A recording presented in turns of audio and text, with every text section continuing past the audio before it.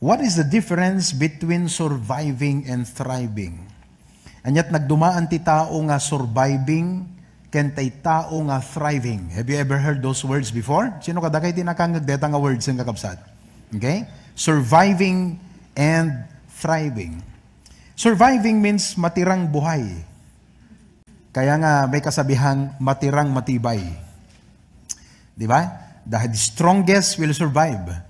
The strongest will make it. So surviving means matirang buhay at thriving means umuunlad. So did you see the difference? As God's people, our prayer is not just to stay alive. Dayjay surviving, to stay alive.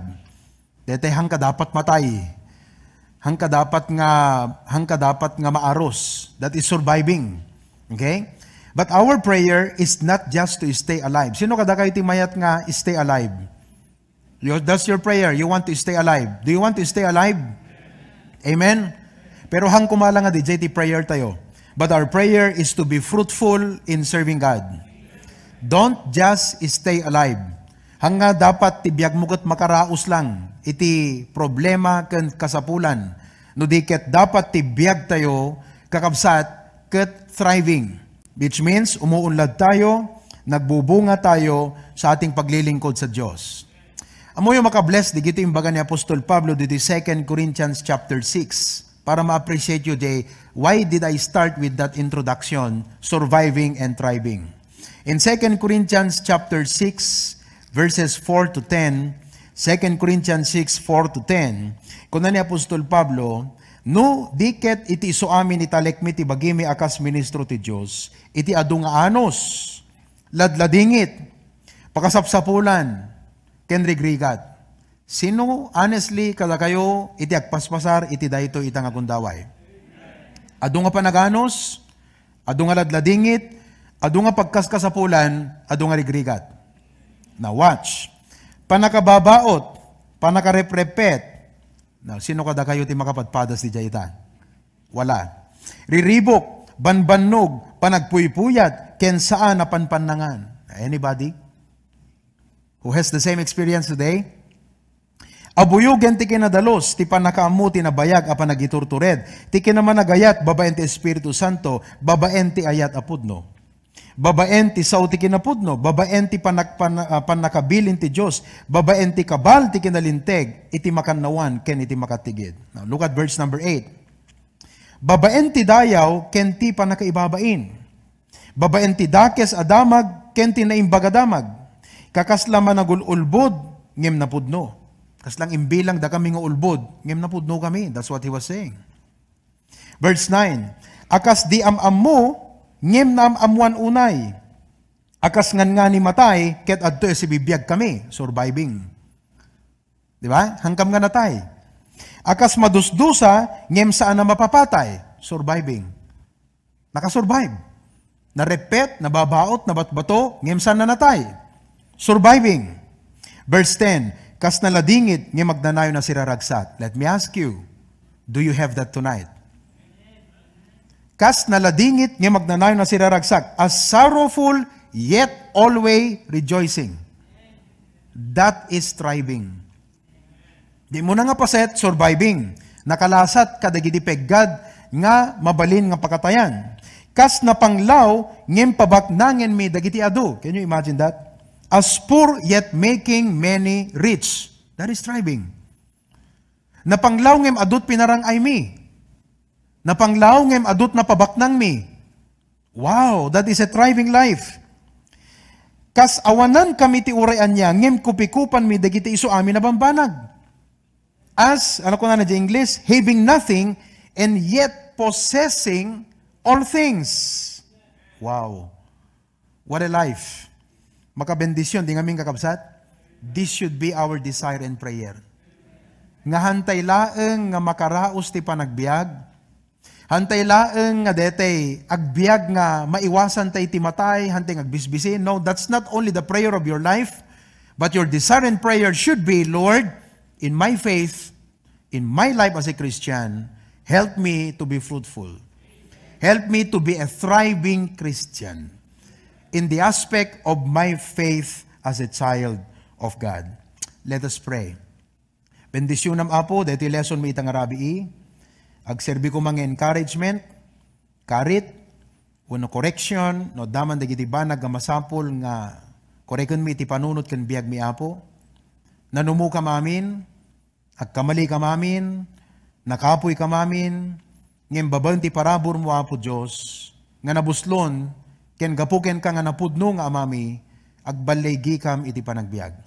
Awan ti hami maragpat gapuken Kristo, takunam ti saom, thanks be unto God that giveth us the victory through Christ Jesus. Bless this message tonight. Kadigiti adto Apo, ngay may naki-prayer meeting, kadigiti kakabsat ti adayo agbuybuya ti live stream. Danon mo kadakwada Apo Dios, dayto nga mensahe nga naptuan kay papanan. In Jesus name. Amen. Surviving is the struggle to keep ourselves alive. This is the condition of many people today. To keep yourself alive, agaw buhay, fighting for life, between life and death. Kaya maraming tao ang masasabi nating naghihirap, naghihinalo. Di ba? Trying to fight for their life. Why? Because they want to stay alive. Handa kaya't timatay. So by all means, we have to work, we have to take our medicine, we have to do everything just to stay alive. That is the goal, that is the desire, that is the prayer of many people today, to stay alive. Surviving is the struggle to keep ourselves alive. Pero mga kapatid, I'm here to tell you tonight, because we have a faithful and gracious God. Gapot ati Diyos tayo napudno ken na parabor, saan tayo kumalaeng kakabsat, nga agagawa, nga agpaay, kadigiti kasapulan ti panagbiag. No diket, we must live to keep and fulfill His word in our lives. I hope nga dating a challenge, ket dumket kada tayo amin nga sangapada. Siyempre, nagpaparis ti sitwasyon tayo. Ada nalaglagan ti kasasaad na, may trabaho na, ada dete talaga nga nakirkirang, narigrigat. But you know, everybody wants to stay alive. Nobody wants to die. Do you want to die? No, you want to stay alive. But as God's people, let us not only stay alive, let us be fruitful in fulfilling and doing the Word of God in our lives. So tonight, I bring to you on our series of lessons, Rejoice in the Lord Devotionals. And by the way, marami na pong mga nanunood at marami na ring mga nakapakinig kadayting nga preaching who have been touched and blessed. Kat dakil nga nang ti encouragement kadakwada kakabsat ti pa nagpatpatuloy pa nagserbi ti Apo. Tonight, I bring to you the message on our topic, Rejoicing in the Word of God. Rejoicing in the Word of God. Agrag-u tayo kadagiti sasao iti Diyos. Joy is the health of the soul. Ulitek, tirag-u isu ti salunat iti kararwa. Amen? Masapol nga ti kararwa na salunat. And Paul told the Philippian believers, rejoice in the Lord always. Kahit na nga sa wen, urean na nga sitwasyon, ti Kristiyano dapat adarag-u keng kuanan. Nga dayjay nga rag-u ket saan nga gapu kadagiti naindagaan nga bambanag wenno carnal things, sinful things. Hindi po 'yon ang kaligayahan ng Christian, kundi in the Lord. Dahito sa statement nga in the Lord means He is the cause, isut rason diragsak tayo. He is the context. Ibig sabihin, awan sabali nga pangsarakam ti joy no di kiniapo lang. He is the course. Anat course ti Ilocano? Kurso. No education ti inalam, masapol nga amin nga subjects required i-take up mo. So, tonight, what we are doing in the Rejoice, deti topic tayo Rejoice in the Lord Devotionals is this. It's like a course that there are different subjects nga adalan tayo, may papan ka detoy in the Lord. Rejoice in the Lord. Gapot isot kurso tayo. The Lord is the cause of our joy. Sapay dati Apo, tulungan na tayo nga makaawat ka dijay. Last time, we have taken rejoicing in life, rejoicing in the Lord when life hurts. Today, many people are hurting. What do you do when you hurt? What do you do? The Bible says, rejoice in the Lord. At tinake up natin yan nung Sunday morning. How to rejoice in the Lord when life hurts. Pinag-aralan natin ang 2 Corinthians chapter 1 verses 1 to 4. Amen? Last Wednesday, we studied about Nahum 1:7. That the Lord sees, the Lord satisfies. Amen? The Lord is good, is stronghold in the day of trouble, and He knoweth them that trusteth in Him. And it is my prayer, na dayjay nga verse kakabsat, nakatulong kada tayo somehow, nga nangted iti wisdom, iti panagbiag. Now, another subject matter, kada iti lesson tayo nga rejoice in the Lord, if you're going to rejoice in the Lord, iti apo, another subject that we will have to learn is in the Word of God. Tiragsak tayo, kadagiti sa utiha po.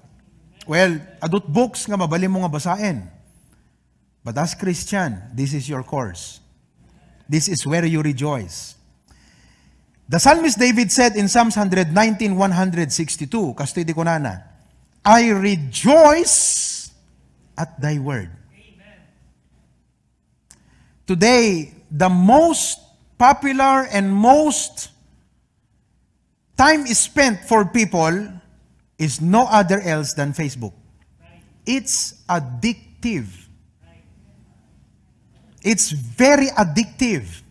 Be careful of its gita. Be careful of it. It's addictive. When all your life is about Facebook, no, ti pa nagbiag mong kat gapulangan ti Facebook, be careful of it. I tell you, Facebook is very addictive. Aglalalo no, dahil post mo kat sigurado nga 500 na siguro tinag-like, apo mamotivate kang ag-post man nga same kind. It's addictive. It could be destructive. Di kita'y priorities tayo di pa nagbiag. Di kita'y responsibilities tayo nga dapat asikaswen, hantayon nga masango, gaputa, it could be destructive. Well, let's not remove the positive side. It could be very useful, especially no isuti platform can ways for us to promote something like if you have a business, you have a job, or you want a prayer request, people will pray for you. But on the negative side, it could be addictive and it could be destructive. As God's people, let's be sober. Apo ko na tayo. Hangko'y palubos nga adipanan nak, dagito'y nga banbanag ti panagbiag. Iso nga kuna ni Psalmist David, I rejoice at thy word. It must be clear to me where my joy rests. Clear dapat kanyat. Settle dapat ti panunot ko. No doubt, dapat amok, no yan na iti dapat, nga ayan iti rag-o ti puso. In the Lord. What is in the Lord? What are the things in the Lord? Tonight, we are studying in the word of the Lord. Sa salita ng Panginoon. Kunana, I rejoice at thy word, as one that findeth great spoil.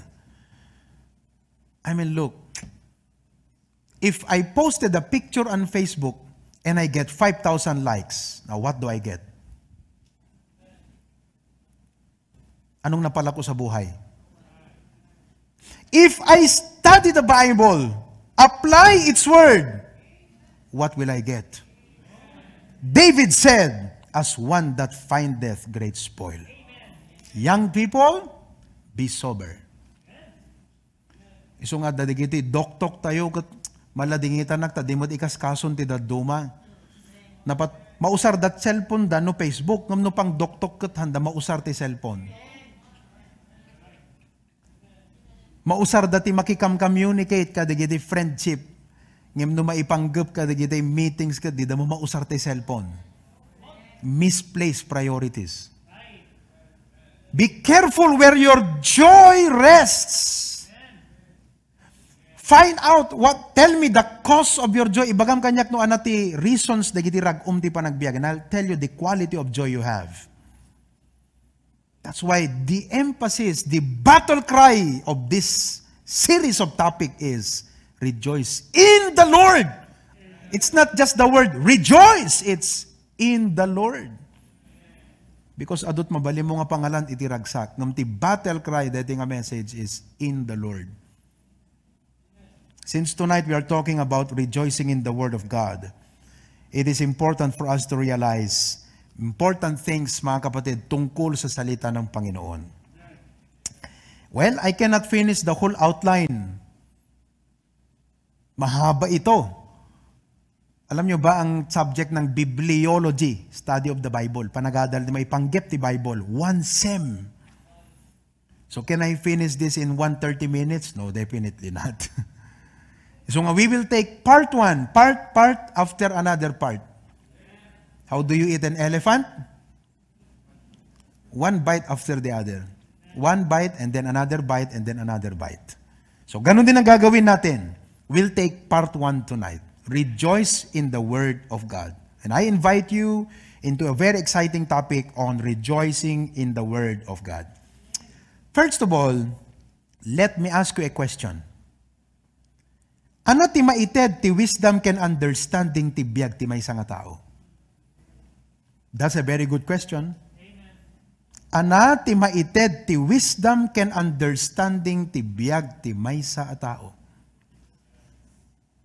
Do you know what wisdom can give to you? Do you know what understanding can do to your life? I am raising that issue, wisdom and understanding. Do you know what wisdom and understanding can do to a man? Proverbs chapter 3, 13 to 18. Proverbs chapter 3, verses 13 to 18. The Bible says, happy is the man that findeth wisdom. What are we talking tonight? Joy in the Lord. So what does wisdom gives? Happiness. Do you have this happiness as a result of wisdom? Is your life's happiness because of wisdom? Di mabalin mo nga i-celebrate nga joy ti biag mo itaket gapo jay wisdom nga dakeng ka. Let's continue to read. Happy is the man that findeth wisdom, and the man that getteth understanding. For the merchandise of it is better than the merchandise of silver, and the gain thereof than fine gold. This speaks of riches, wealth. Everyone wants to be rich. Amen? Ano kayo tagbalin na bumaknang kakabsat? But wisdom and understanding is better than wealth. 15. She is more precious than rubies, and all things that thou canst desire are not to be compared unto her. No anyaman na gitay fetish mo ti panagbiag. Nothing yan compared to having wisdom and understanding. Lahat tayo may kanya-kanyang inclination sa buhay. Sa akin, bike. Yung iba sa inyo, plants. Bags, shoes, other sports. And you know what the Bible says? All things that thou canst desire are not to be compared unto her. 16. Length of days is in her right hand, and in her left hand riches and honor. Her ways are ways of pleasantness, and all her paths are peace. She is a tree of life to them that lay hold upon her, and happy is everyone that retaineth her. By the way, wisdom can be lost, and when wisdom leaves you, what are you? No pimanaw ni sirib kun pa nakaawat keng kan anakanukuan. No pimanaw kanya kun ni wisdom ken ni understanding anaak no nga taon. Foolish. It's our responsibility to retain wisdom and understanding. So nga dadigiti pulpit ministry tapno matulungan tayo ti bagbagi tayo nga manggwardya ti puso kan panunod tapno agtalinaed ni sirib ken pan nakaawat kinatakneng ken kinamanakem, kinamanagparbeng kada tayo kakabsat. She is a tree of life to them that lay hold upon her, and happy is everyone that retaineth her. So let's go back to the question. Ana ti maited ni wisdom ken understanding ti biag ti maysa nga tao? Nasungbatan tayon. Happiness, long life, wealth and riches, pleasantness, peace. Question tonight, where do you find that wisdom? The wisdom that gives happiness. Deta nga wisdom nga mangtud ti ragsak, talna, kinasaya at kinatalna, kinapia, kinarangay, kinatibker, ti panagbiag. Where do you find that wisdom? In the Word of God. Number one tonight in our topic, rejoice in the Word of God. First of all, rejoice in its counsel. Rejoice in its counsel. Amuno, da problema, adda de kasapulan, adda parikot, kasapulan tayo iti mang counsel. Depende no ana DJ nga concern, no nya DJ nga issue, no nya DJ nga nature ti problem. If it is physical health, go to a doctor. If it is legal matters, go to a lawyer. No may panggap ti pa nagpabalay, go to engineer asidera. To Romel. And the engineers that we have here. Uy, nakay kakabsat dito abroad, nagpapabalay ka ito ha. Dot engineer kan architect tayo dito eh. Dupay karpintero tayo dito eh. So, ang problema. Oh. Da komisyon ko ka DJ nga promotion. No, I'm just kidding. Okay?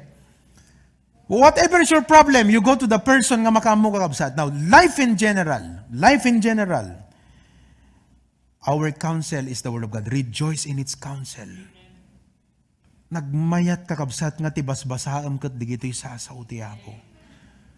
Objectively nga ti panggep mo ket kayat mo nga maadaw ken maamuan ket Apo anya dagiti advice mo kanyat. Anya ti kayat mo nga advice, anya ti counsel mo Apo kanyat. Anat kayat mo nga isuro kanyak Apo. Muyo kakabsat, ni salmista ken ari nga David, sinango na ti adu nga karit, rigat ken iritasyon iti panagbiag. Ngimdinggan nyo di kunana ti Psalms 119 verses 23 and 24. Psalms 119 verses 23 and 24. He said, dagiti pi prinsipe nagtugaw da ket pinagsasaw andak pay. Irritations, hardships, and problems in life. Ngem to'y adipen mo nagpanunot kadagiti alagadem. Ano pinanunot na? Kasanok nga nga makabalos. Ano nga tatpang tirak yan ta Facebook? Kasanok nga ibabain? Kasanok nga dalusan ti rupak? No. Anat pinanunot na? Let's read it one more time. Psalms 119 verses 23 and 24. Princes also did sit and speak against me, but thy servant did meditate in thy statutes. 24, dagiti pamaneknek mo, isudamet ti pagrayuak, ken pamalakad ko. Thy testimonies also are my delight and my counselors. If you look at life, dagiti adu nga parikot kakabsat, sometimes, hamo kailangan nga sangwen. Kasi mabaling nga dagiti nga irritations kat sidetracken na lang ti panunot tayo, yadayo na tayo, DJ dapat nga aramiden tayo. For example, ni Nehemiah, he was rebuilding the wall of Jerusalem. Nangisen ti surat ni Sanballat ken Tobaya. Ket kuna dagen kuana, umay ka, let's talk. Susarita tayo ditoy. Amuit kunana, I cannot come down. I'm doing a great work. So, there are times nga mo pagbigyan nga talaga di gijay nga bambanag ti panagbiag. And just do the work that God called you to do. And in this case, kuna ni Psalmist David, dagiti pi prinsipe nagtugaw da ket pinagsasaw andak pay, ngem toy adipen mo nagpanunot kadagiti alagadem. Ganun po kahalaga ang counsel ng salita ng Panginoon.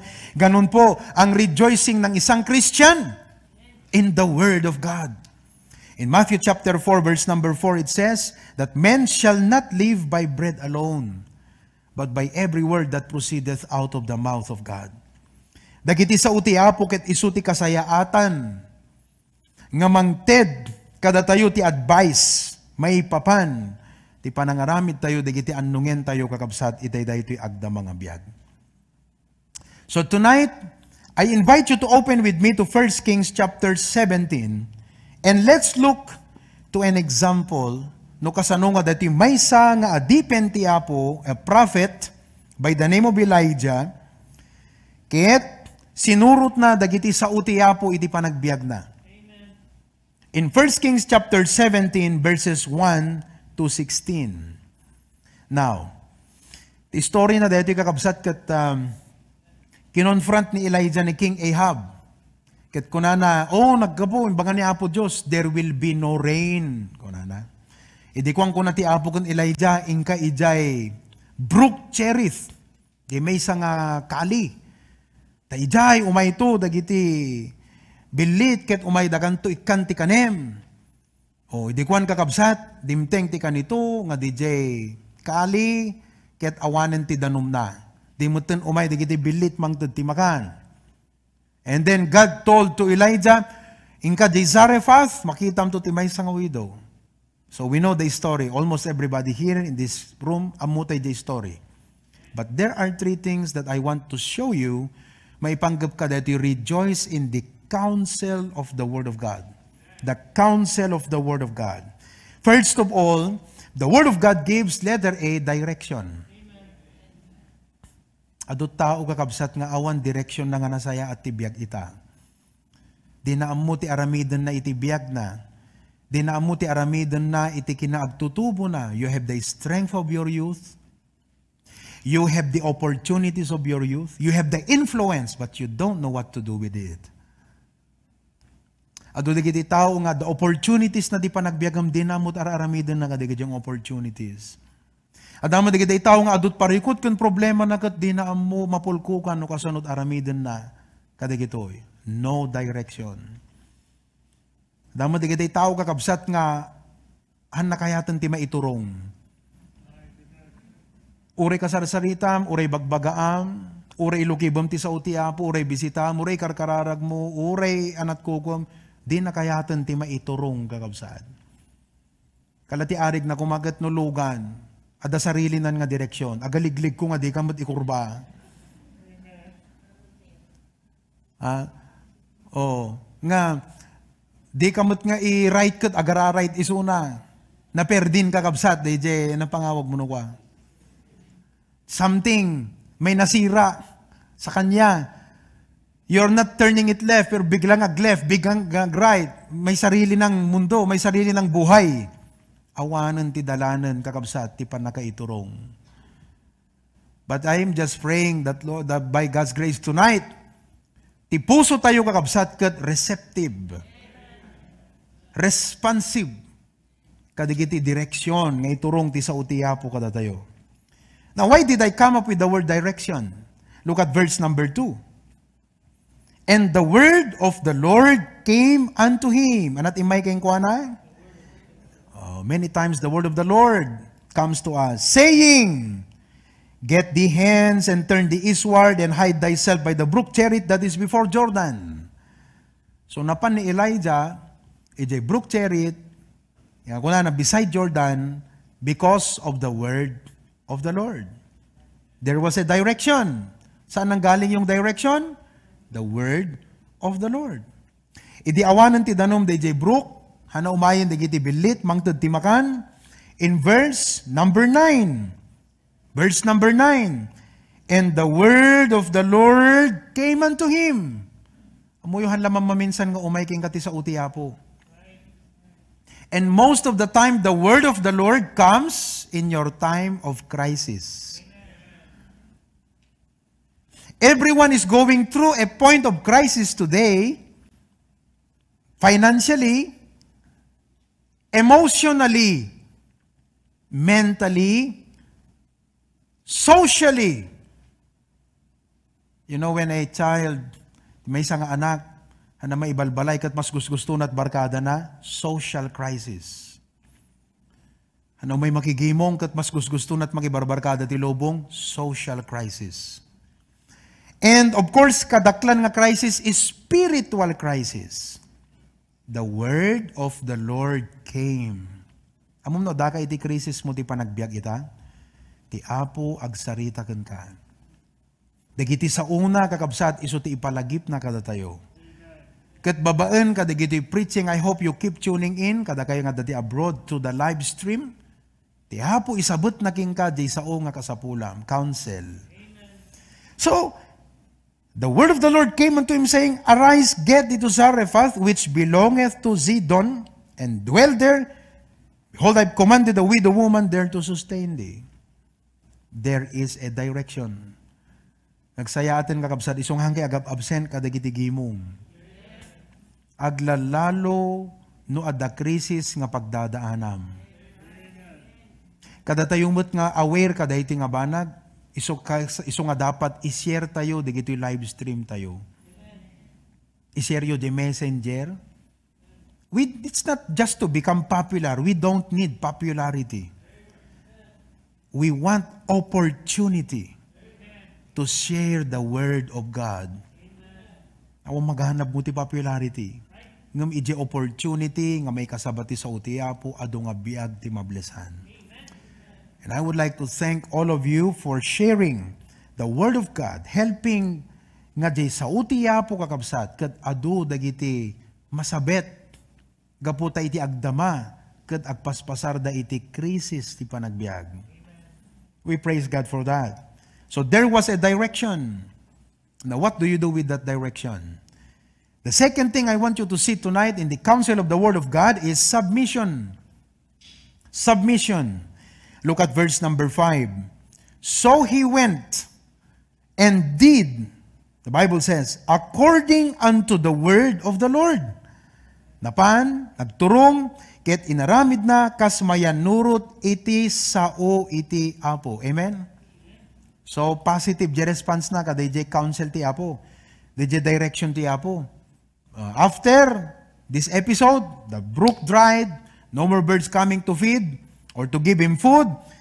The word of the Lord came, kunana je verse 8. And then in verse 10, it says, So he arose and went to Zarephath. Timmak der, pinanawan na dayjay brook ket napan iti Zarephath. Sometimes when the Lord will counsel you, adadigiti banag nga you have to leave behind. Because you have to do what God is telling you to do. That's counsel. But you know why many Christians find it hard to be where God wants them to be?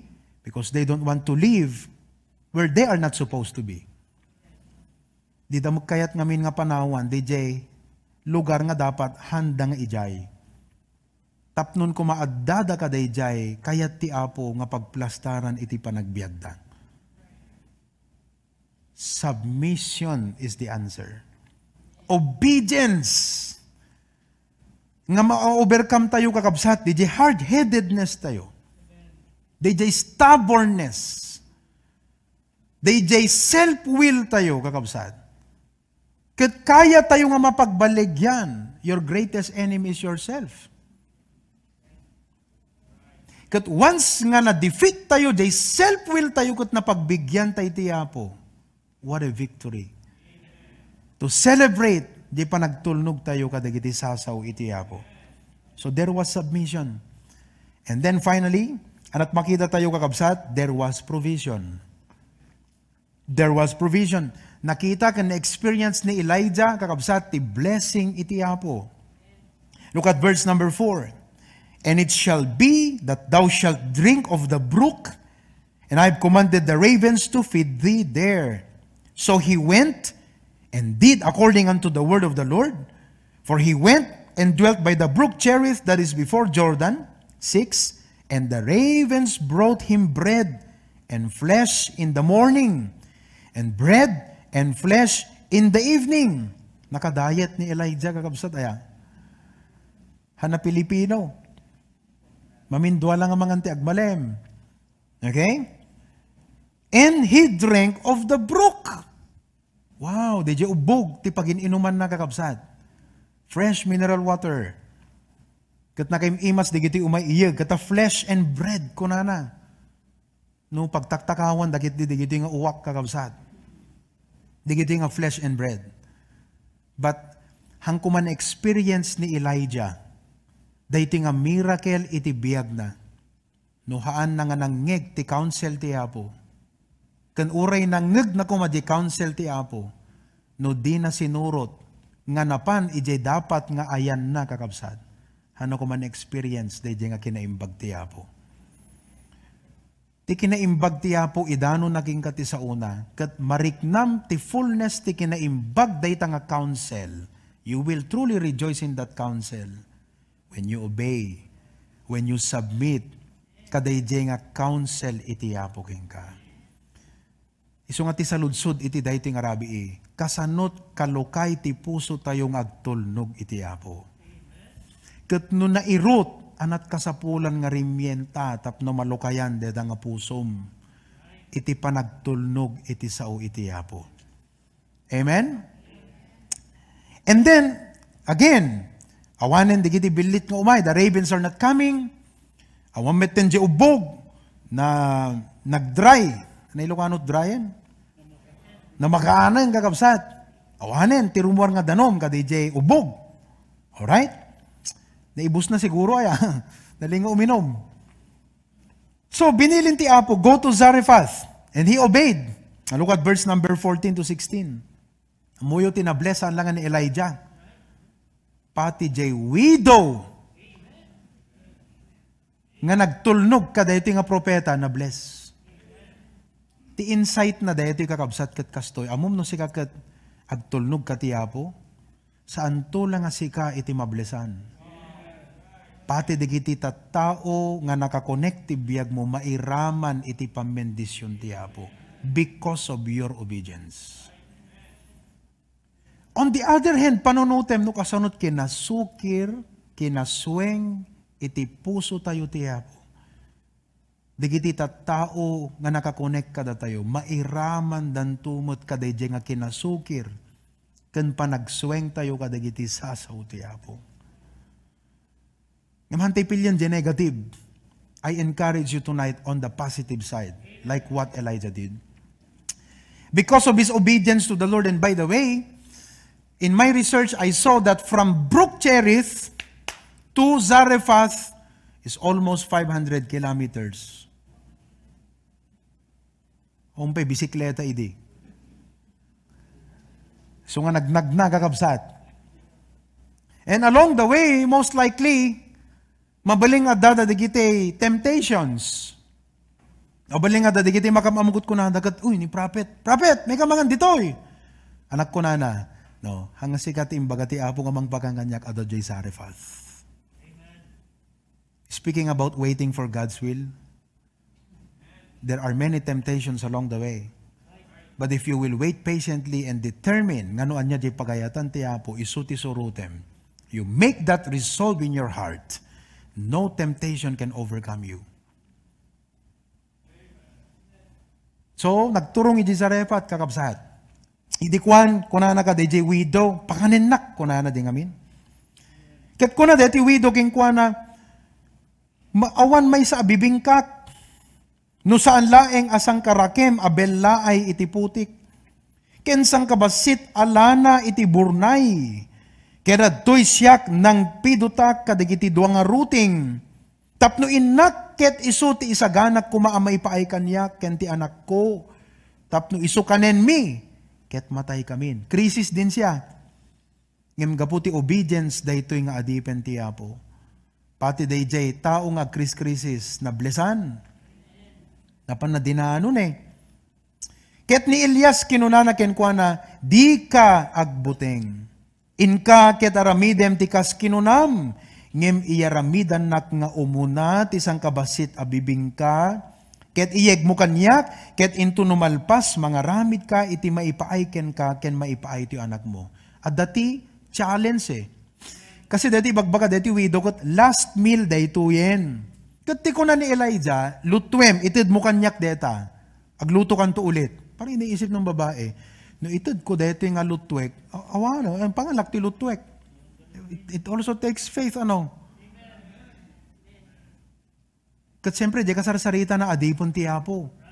Daking ka ano mamati ka, di adipon ti Apo, no saan? Di bagbaga na, di council, di adipon ti Apo, king kaiso nga, alam nyo, pag tinitignan ko, binabasa ko itong mga passages na ito, ang insight na nakikita ko dyan, han na mabalin kakabsat, talaga nga, dakkel kan very vital iti adipen ti Apo ti biyag, dagiti anak na kakabsat. In the nation of Israel, they needed the ministry of the man of God. Ket, let's continue to read. 14, takastiti ko na ti Apo Diyos ti Israel, ti putik ti belay saan to ang maibusan, uray ti burnay ti lana saan to ang makurangan, inggana ti aldaw, a panangbaon ti Apo ti tudo ti rabaw ti daga, aging ganang awan baksin, parang ganun. Okay? Ket iso na pan, ket inaramid na ti mayan nurot ti sao ni Elias, ket di balo babae, ken ni Elias, ken ti balay ti balo, nanganda ti adu nga aldaw.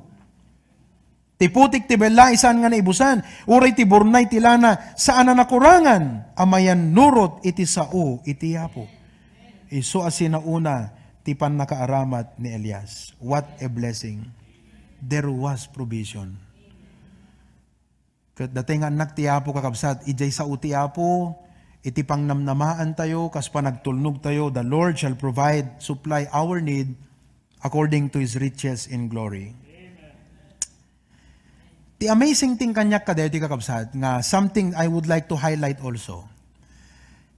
Halaang nga DJ, adipon ti Apo ti binilin ti Diyos.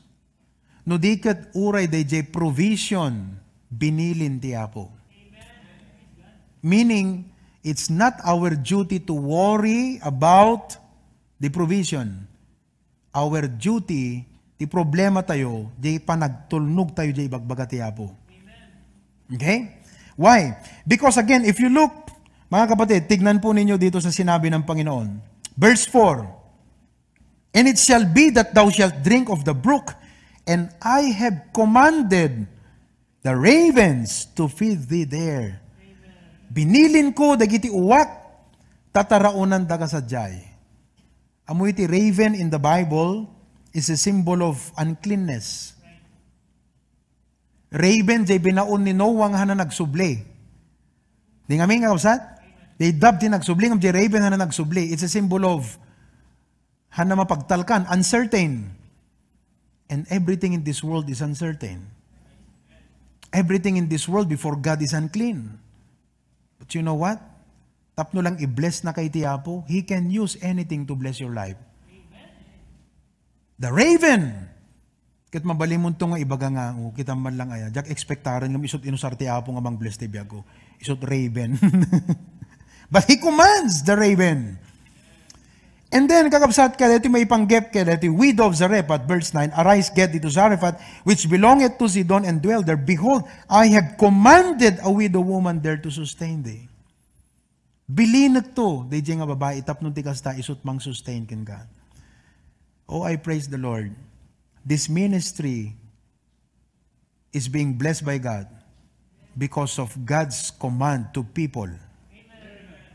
In Psalms 133, kitang tayo kapsat, Psalms 133, to support that point, Psalms 133,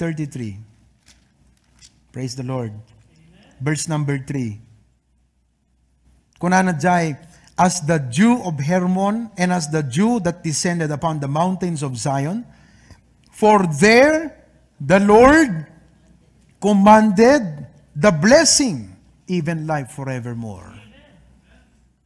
The Lord commands the blessing. So it is not the blessing nga afteram. They jay sao na, they counsel na, iti dapat nga panunutem. The counsel of the Lord. So the prayer of the psalmist David in Psalms 119, verse number 133.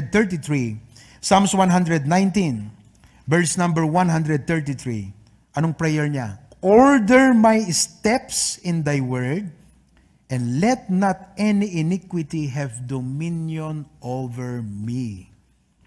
Apo, urnusam dagiti daldalan ko, kat awan ko mati agraira kanyak apo nga niyaman nga mulit, anyaman nga dakes, anyaman apo nga basol. So tonight, this should be our prayer. I rejoice in thy counsel, O Lord.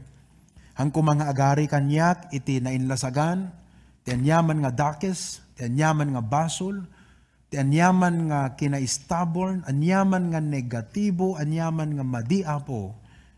Let it not reign, let it not have dominion over me. Hangko mga isot mga dipen kanyak, digitoy. Wano mang manipula, iti biyag ko, digitoy, nga nainlubungan, nga banbanag. Wano na ilasagan, nga pampanunot, Apo. Order my steps in thy word. Rejoice in the counsel of God. Amen? Wow. Kadigiti naglabas kakabsat nga panagbasbasam ti Bible. Panagdingdingig mo kadigiti sa uti Apo. Mabaling nga ti Apo, ada counsel na ken ka, ada ti bagbagan na ken ka. Ada pakididilan ti Apo iti biyag mo. I pray that like Elijah, you will submit, you will obey, you will follow His will, you will work it out. Isot irugyanam nga asikasuan ken ikaso iti panagbiag mo. Hankit di nga DJ, bukod mula nga pamaraan, bukod nga wagas, wano bukod nga kapanunutan.